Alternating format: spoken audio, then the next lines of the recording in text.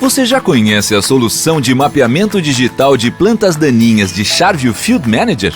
Veja como é simples. Vem, que a gente vai te mostrar. Você faz o cadastro dos talhões no sistema e o agendamento dos voos. A nossa equipe irá coletar fotografias em alta resolução e enviá-las para a nuvem, onde acontece o processamento dessas imagens. Para finalizar, você recebe o mapa de aplicação e suporte na configuração do pulverizador. Quer saber mais? Acesse charvio.com.br.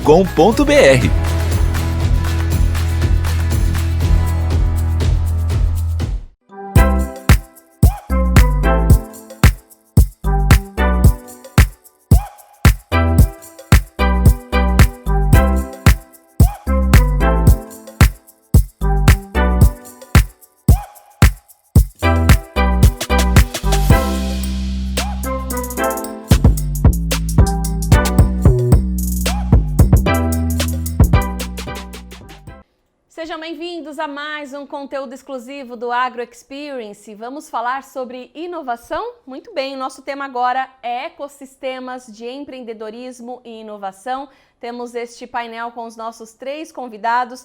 O Antônio Álvaro Duarte de Oliveira, que trabalha há muito tempo já em pesquisas privadas, 30 anos em instituições públicas de pesquisa envolvendo o agronegócio e também alimentos, food. Ele é diretor-presidente da Fundepag, a Fundação de Desenvolvimento da Pesquisa do Agronegócio, que realiza várias parcerias, a gente vai falar sobre isso daqui a pouquinho. Tenho o prazer também de receber aqui o Augusto Terra, que é executivo da Food Ventures Hub. Ele é engenheiro de alimentos, empreendedor, fundador da empresa e fala muito sobre a missão de transformar a forma como o Brasil alimenta o mundo, né? Ele vem se dedicando nos últimos anos a desenvolver negócios ligados à inovação e participou do ecossistema brasileiro de inovação, com passagem por aceleradoras, sempre destacando esse potencial do Brasil no desafio mundial de alimentar o mundo. E temos também aqui o José Eduardo Azariti, que é vice-presidente do Venture Hub. Ele é bacharel em Química, tem MBA em Marketing, Extensão e Gestão Estratégica. Atualmente, então, é sócio, diretor e vice-presidente de inovação corporativa da Venture Hub e vem atuando também em várias empresas ligadas a este segmento de startup. Quero desejar as boas-vindas aos nossos 3 convidados e vou falar primeiramente aqui com o Álvaro para que você conte para a gente, Álvaro, um pouco mais sobre como é feito hoje esse trabalho da Fundepag, né, de pesquisa do agronegócio, nesse contexto de inovação que a gente vem vivenciando muito forte hoje no nosso setor, né, no agronegócio. Seja bem-vindo. Bom dia a todos e a todas. É um enorme prazer a gente estar aqui com vocês, né, participando desse evento que já é consolidado e essencial para o agronegócio brasileiro, que é o Agro Experience, né? A FAG, ela é uma fundação criada em 1978 e que, de uma forma bastante peculiar, ela é credenciada por 11 instituições de ciência e tecnologia paulistas, né? E trazem para a nossa responsabilidade muito conhecimento nos setores do agronegócio e meio ambiente, né? Nesse mundo das empresas de ciência e tecnologia, existem vários desafios que os cenários e demandas atuais estão exigindo, né? O cenário não é mais futuro, eu diria que o cenário que eu estou me referindo já é o cenário atual, né? O primeiro, que já é muito conhecido e tradicional, todo mundo sempre fala muito disso, a Fundepag, inclusive, foi criada em 78 por esse motivo, mas só que agora é imprescindível a intensificação das parcerias entre quem produz conhecimento e desenvolve tecnologias com a iniciativa privada pública, né? Não só a iniciativa privada, a iniciativa pública também. Na verdade, essa parceria tem que ser com todo mundo que conversa com a sociedade, tá? Seja indústria, seja varejo, seja serviço, seja outras organizações públicas que levam tecnologia para a sociedade brasileira. A Fundepag, nesses 78 anos, exerceu muito esse papel. Dentro da Fundepag, nós já temos uma relação de mais de 2.500 clientes atendidos, né? Fizemos a curadoria de mais de 1.300 cursos e eventos em geral e estimulamos a realização de parcerias entre a iniciativa privada e mais de 48 instituições de pesquisa científica e tecnológica. Só que agora, nós estamos falando do cenário que já existia, né, que permanece. Só que agora esse cenário muda, esse cenário intensifica o agronegócio digital, né? E traz enorme expansão da demanda por novas interações disciplinares. Hoje não basta você estar falando em biotecnologia, você está falando em nutrição animal e vegetal, você está falando em embalagens, você está falando em coisas que já existiam no portfólio das linhas de pesquisa institucionais. Hoje, nós na Fundepag fizemos um levantamento de que do tradicional existem 45 grandes linhas de pesquisa que se forjaram nos últimos 30, 40 anos. Atualmente, essas 45 linhas de pesquisa podem se somar mais 40 linhas de pesquisa, aí relacionando a elas toda a questão da tecnologia da informação e comunicação. Portanto, praticamente dobra-se o número de necessidades em termos de ciência e tecnologia para que o mercado do agronegócio seja pujante e consiga acompanhar a aceleração no resto do mundo. Tá? Pois é, e justamente, Álvaro, respondeu sim. Inclusive, antes de passar aqui para os nossos outros convidados, você vem atuando muito forte nessa área já há bastante tempo, então eu queria que você fizesse uma relação rápida aqui para a gente, né? Como a inovação vem sendo vista, né? Hoje a gente fala muito de inovação, mas é uma palavra que até algumas décadas atrás a gente não via tanto isso, né? Hoje a gente tem a transformação digital no agronegócio, a inovação em todas as partes, né? Na cadeia, desde o setor produtivo, ali o produtor na hora de fazer a semeadura dele e até principalmente nas agroindústrias para fazer ali o processamento dos alimentos.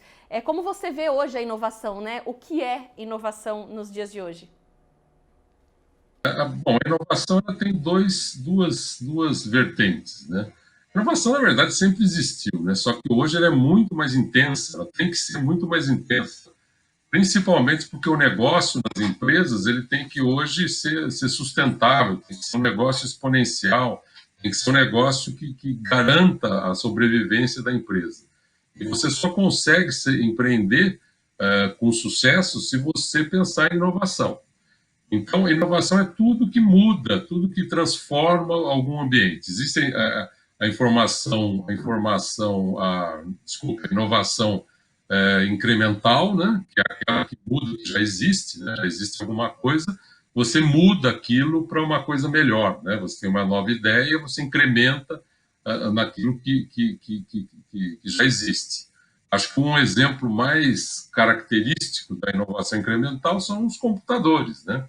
A tecnologia dos computadores, quando ela foi forjada, quando ela foi inventada, ela até hoje mereceu várias inovações incrementais, que levou a microinformática, que levou ao que você tem hoje. Mas a base tecnológica não mudou muito. Tá? Nós teremos uma inovação disruptiva, que é a outra forma de se inovar, quando surgirem os computadores baseados em outra tecnologia. Né? Isso tudo se dá com muito trabalho. Não é fácil inovar, você depende muito de conhecimento científico e tecnológico, e a inovação é imprescindível, como eu falei antes. Se ela não ocorrer, as empresas terão muitos problemas de sobrevivência no futuro.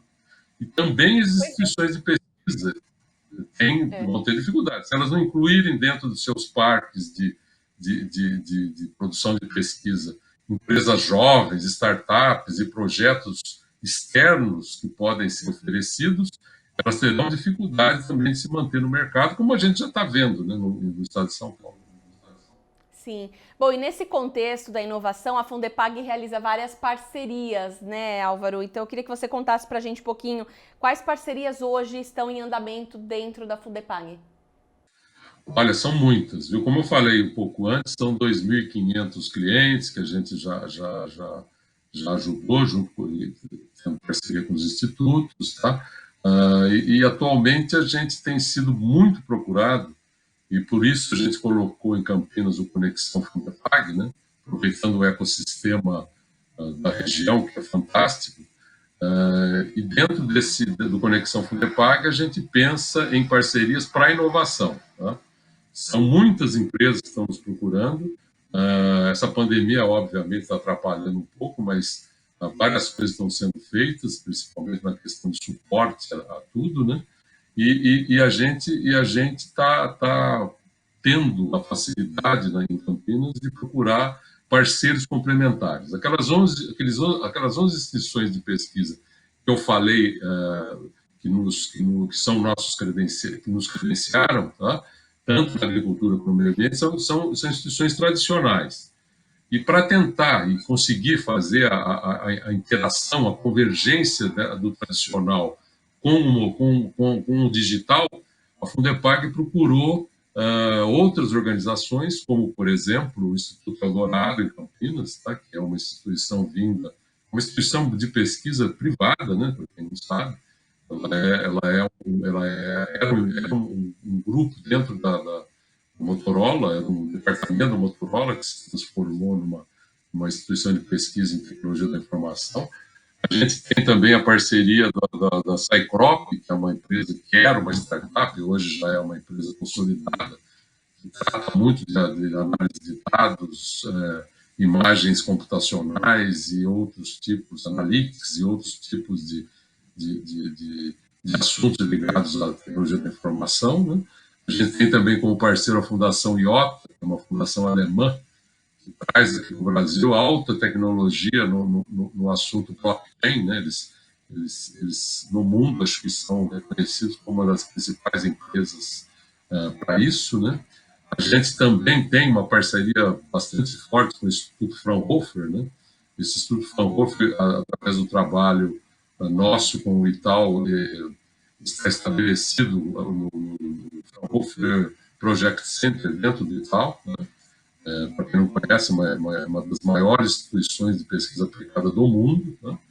A gente também tem relacionamento muito íntimo e muito bom com a Embrapa Informática, enfim, são várias formas da gente estar convergindo e estar apoiando, compartilhando situações, tá, Lilian? Bom, e dentre essas parcerias, a gente convidou aqui nossos outros dois convidados, né? Porque justamente vocês têm essa linha muito forte também na área de inovação, trabalho com startups, trabalho de tecnologia, né? Então, eu queria passar a palavra aqui para o Augusto Terra, também para o Azarite, para a gente falar um pouco sobre esse cenário de vocês também atuando juntamente com a Fundepag. Vou pedir primeiramente para você, Augusto, que você tenha uma atuação forte aí, falar desse potencial do Brasil nesse desafio da cadeia de alimentos hoje, né? Então, como você vê hoje os principais desafios que a gente tem vivenciado? A gente está preparado para tudo isso? Oi, Lília, obrigado pela apresentação aí.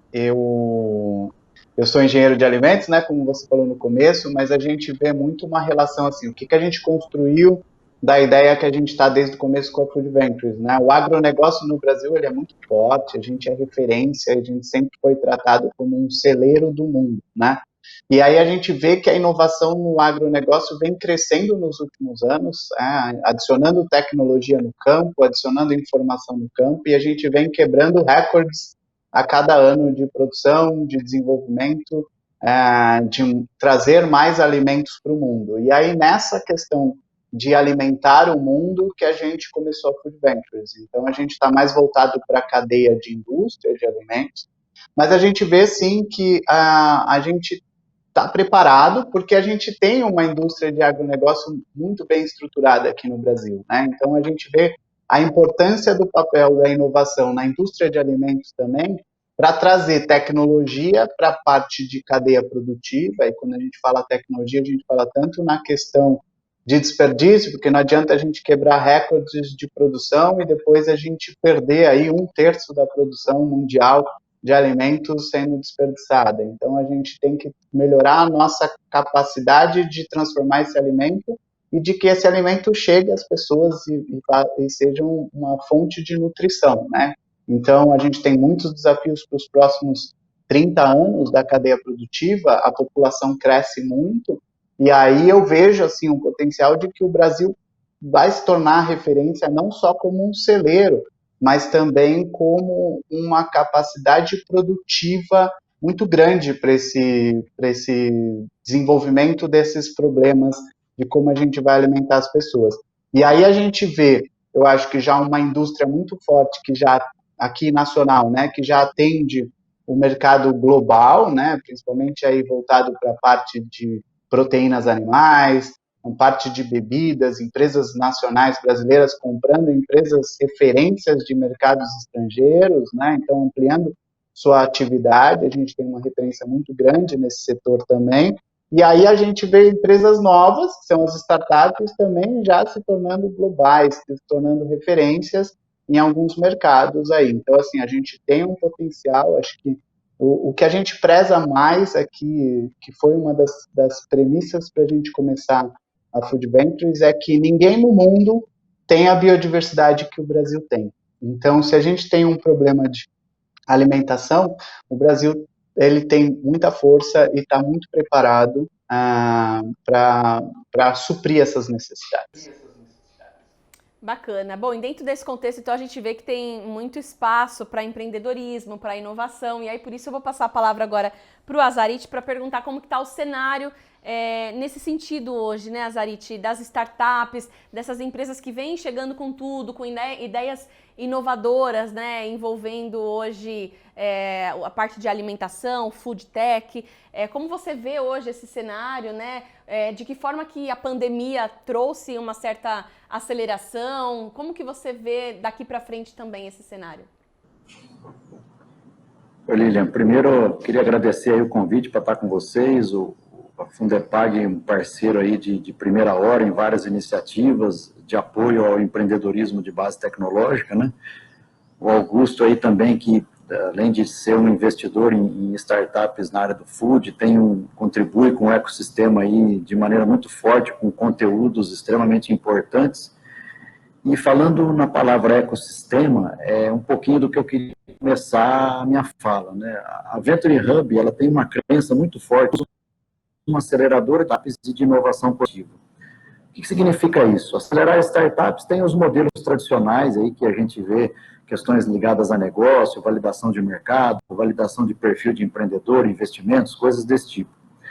Mas o que a gente entende também? Nesse contexto, as grandes empresas, elas estão percebendo que hoje, num modelo mais amplo de inovação aberta, né, você consegue atrair também ideias externas, pontos de vistas externos, e esses pontos de vistas podem vir de ICTs, né, os institutos de pesquisa, e também de empreendedores de base tecnológica. E com isso, você tem vamos dizer assim, um contexto virtuoso que pode te reduzir em muito os seus custos de pesquisa e desenvolvimento e trabalhar num modelo de retorno de investimento baseado numa inserção em ecossistemas, né? Então, por exemplo, quando a gente se aproxima da Fundepag para fazer um trabalho em colaboração, de uma Food Ventures para fazer um trabalho em colaboração, é porque nós desenvolvemos um conceito de como surgem ecossistemas virtuosos de empreendedorismo de base tecnológica. E essa metodologia é uma plataforma de inovação onde, através de conexões com instituições de pesquisa, empresas de base tecnológica, empresas e médias, mentores, pesquisadores, etc., a gente cria uma forma tal que na jornada do empreendedor, na jornada da startup, ele possa ser mentorado e possa ter acesso a coisas que fazem com que a sua robustez fique maior para lá na frente pegar rodadas de investimento superiores.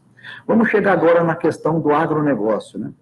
A gente identificou que o Brasil tem muitas instituições de ensino de gabarito internacional. No agronegócio, o Brasil é uma referência. A região metropolitana de Campinas é uma referência no agro. Então, o que acabou acontecendo? Junto com o Fundepag e Food Ventures, nós pegamos a plataforma que é o Techstart e criamos o Techstart Food, que também teve, estamos no segundo batch agora, o ano passado, o Techstart Agrodigital. O que significa isso? A articulação dos principais stakeholders que consegue ir ancorando uma jornada de crescimento, uma jornada forte de crescimento de uma startup ou de um projeto.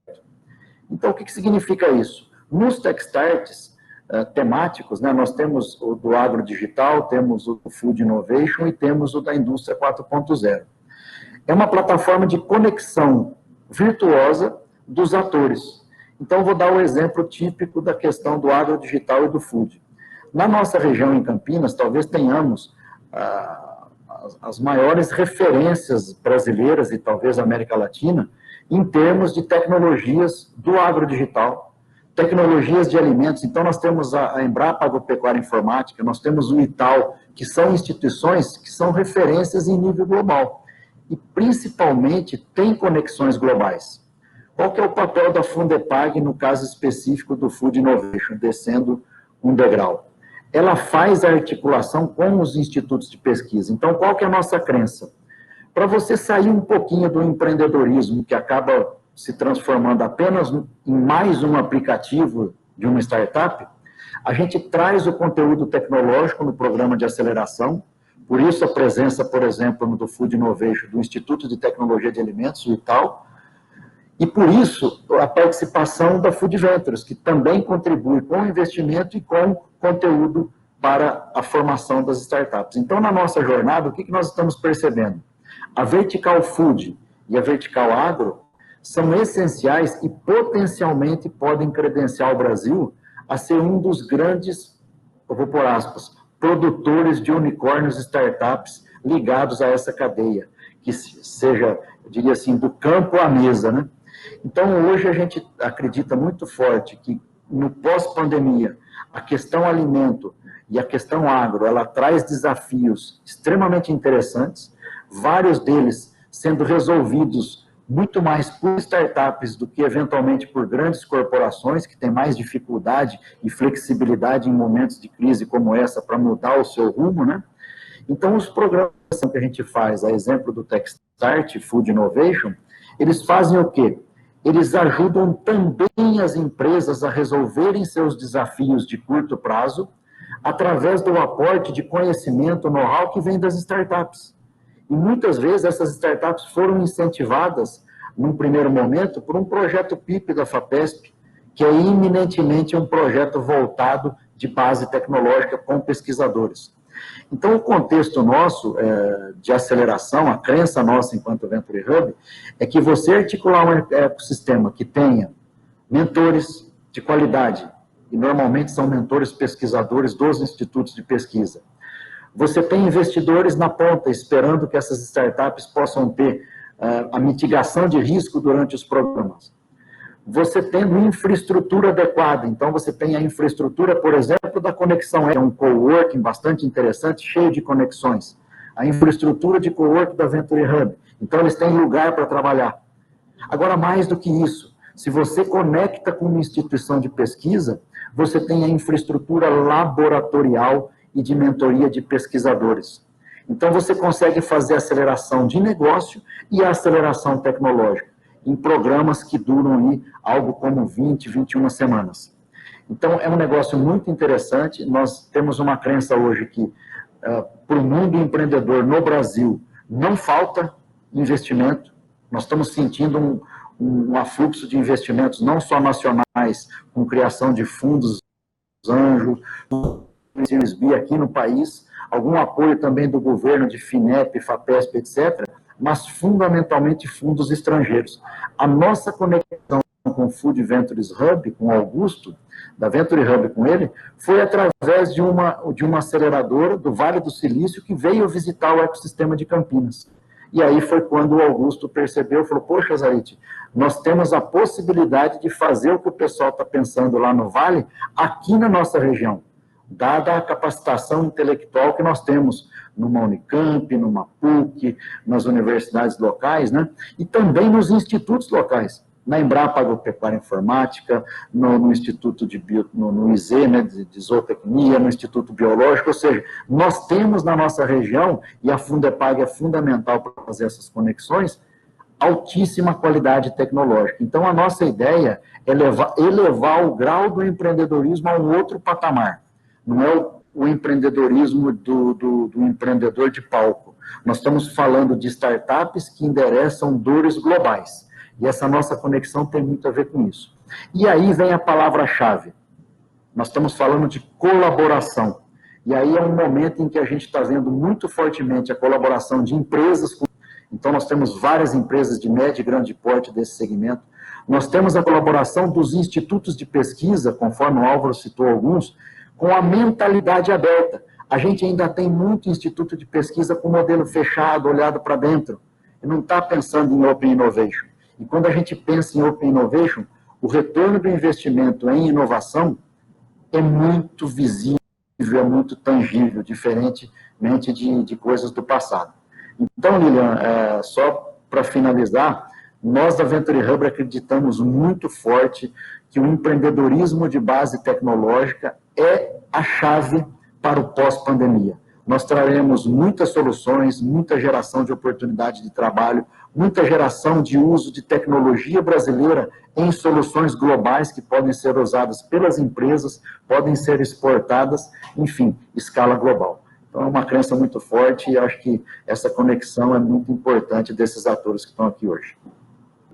Não, perfeito. Você trouxe aí um panorama, né, para a gente compreender como que funciona hoje o trabalho integrado entre vocês, né, e a gente vê a importância desse conteúdo dando um suporte para o empreendedor, né, como você disse, a parte da pesquisa é todo um suporte para que aquele empreendedor ele comece um negócio e esse negócio prospere, tem aí bons resultados, né? E a gente falando também sobre esse crescimento aí da região de Campinas, a gente tem aqui em São Paulo também ali em Piracicaba, né? Excelentes projetos envolvendo também inovação no agronegócio. Campinas hoje se figura aí como o terceiro maior ecossistema de inovação do Brasil, né? Então, de todos os estados aí, várias empresas instaladas. Então, acho que de fato tem um grande potencial para as empresas iniciarem esses projetos, né? E aí eu volto a perguntar então para o Augusto também, Augusto, em relação a isso, né? Você mencionou um pouco de como o Brasil está inserido nesse contexto mundial, né, do agronegócio. Como que você vê o Brasil hoje inserido nesse contexto também das startups, das ideias inovadoras, né? Muitas vezes a gente fica esperando ver o que está acontecendo lá fora para trazer aqui para o Brasil, mas, por outro lado, o Brasil também está ensinando muita coisa para os outros países nesse sentido, né?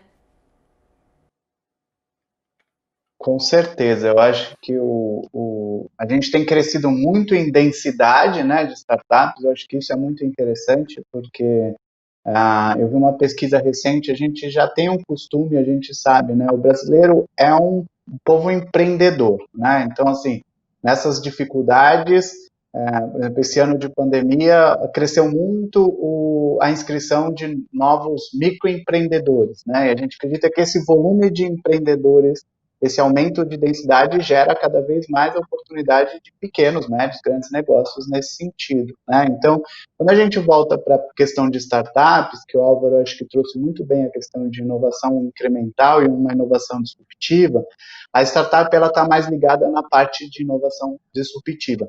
Então, quando a gente pensa nesse cenário, o que o Brasil tem de potencial é começar a usar essas bases todas de conhecimento, né? Tornar esse conhecimento todo dos centros de pesquisa, das próprias empresas, dentro das empresas tem muita inovação que às vezes não vai para frente, e aí agora talvez uma questão de momento, uma questão de oportunidade, pode se desenvolver isso. Então, assim, eu acho que tem crescido esse pensamento geral de que eu posso, né, hoje, como um empreendedor, crescer e tornar minha empresa uma empresa de escala global.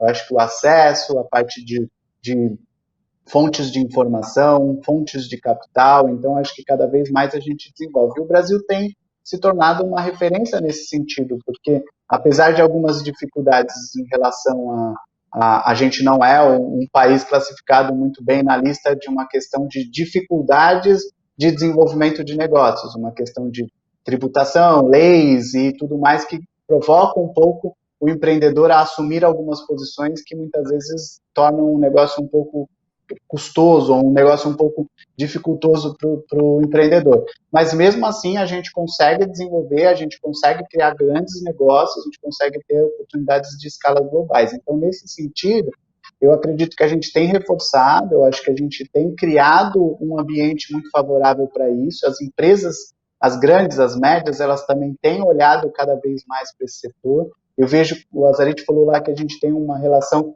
não só com grandes empresas dentro do Techstart, porque o que a gente acredita? Que as médias empresas, até algumas empresas menores, elas também têm um potencial de fomentar esse desenvolvimento, né? Elas têm uma capacidade e uma agilidade, às vezes, muito maior que outras empresas. Então, ela tem um potencial de também fomentar o desenvolvimento disso. Cada vez mais a gente atrai esse perfil de empresas e isso torna o nosso ecossistema cada vez mais rico. Então, acho que o agronegócio tem visto isso nos últimos anos. Você falou de algumas regiões, né, que vão concentrando polos de densidade de startups, e aí isso vai atraindo investidor, vai atraindo empresa, vai atraindo mais empreendedores, e isso vai virando uma coisa muito rica para todos, né? Eu acho que cada vez mais a gente vai ver isso se espalhar pelo Brasil como um todo.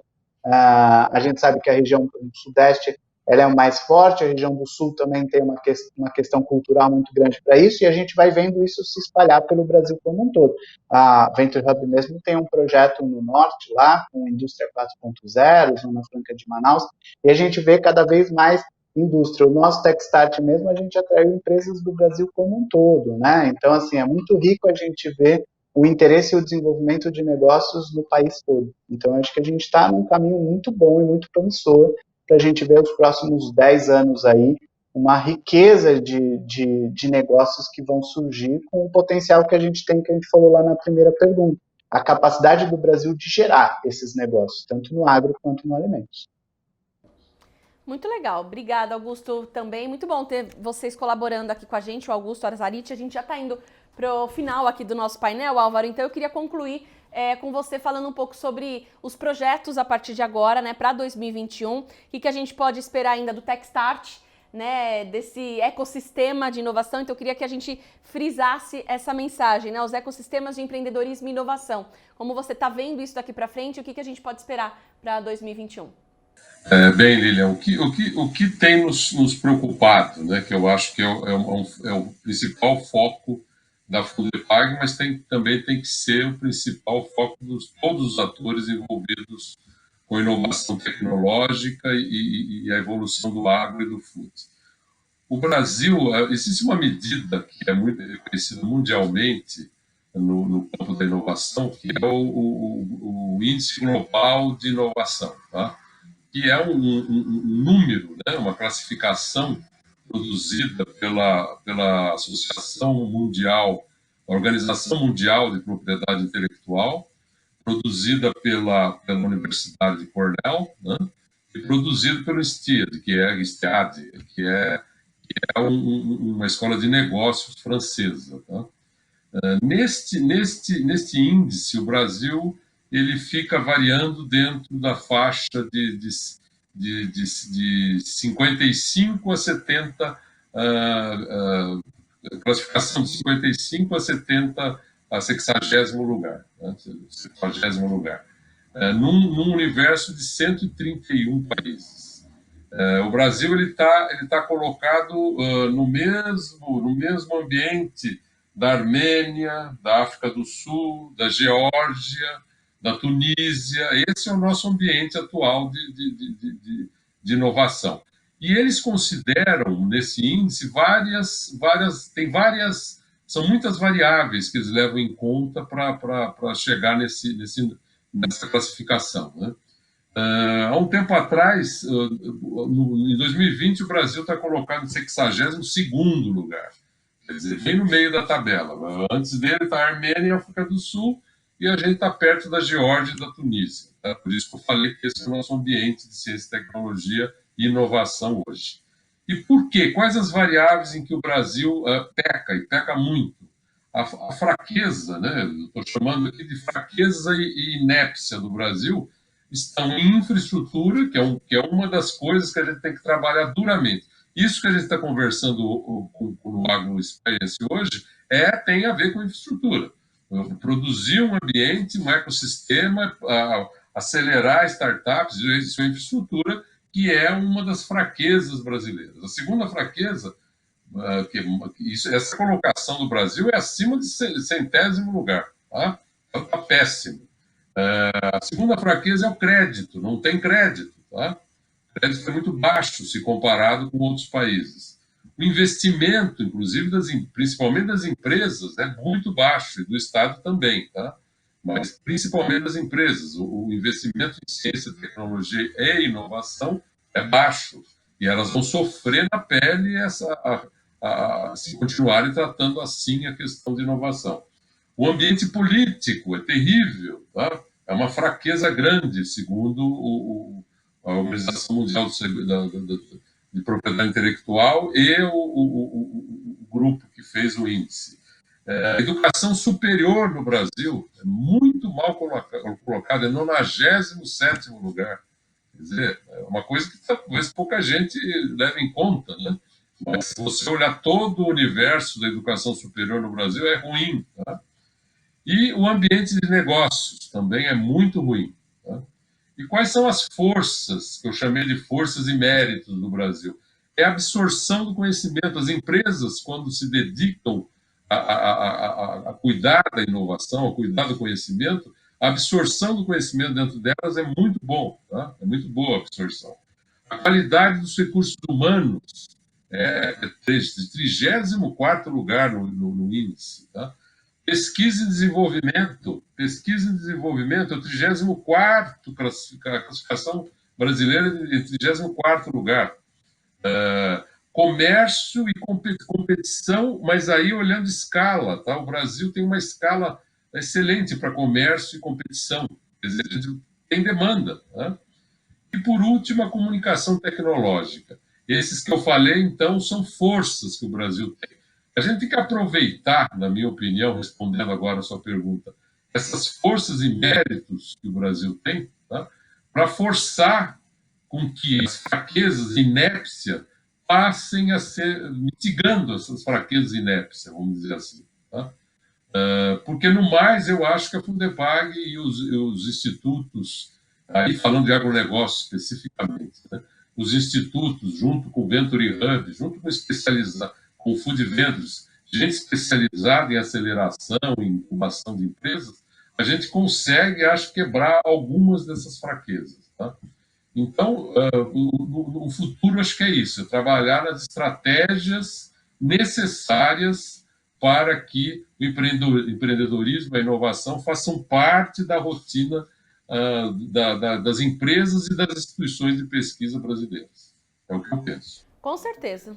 Faz todo sentido, né, Álvaro? Porque, apesar de todo esse cenário, a gente já vem conquistando grandes patamares, a gente vê já esse processo que é incrível, né, que o Brasil já vem conquistando. Então, se a gente conseguir aí fortalecer, de fato, né, as forças e méritos e deixar aí um pouco mais as fraquezas e inércia de lado, a gente precisa melhorar muito, claro, como você mencionou, a parte de crédito, os rankings que o Brasil ocupa, né, na parte de empreendedorismo, na parte de educação, que ainda são muitos desafios que a gente tem pela frente, mas aos pouquinhos a gente vem melhorando, vocês fazem parte disso também, então quero mais uma vez agradecer aos três por participarem aqui com a gente do Agro Experience e até a próxima, então. Desejo muito sucesso em 2021. Até mais! Muito obrigado, Lívia. Um grande abraço. Obrigada, até mais.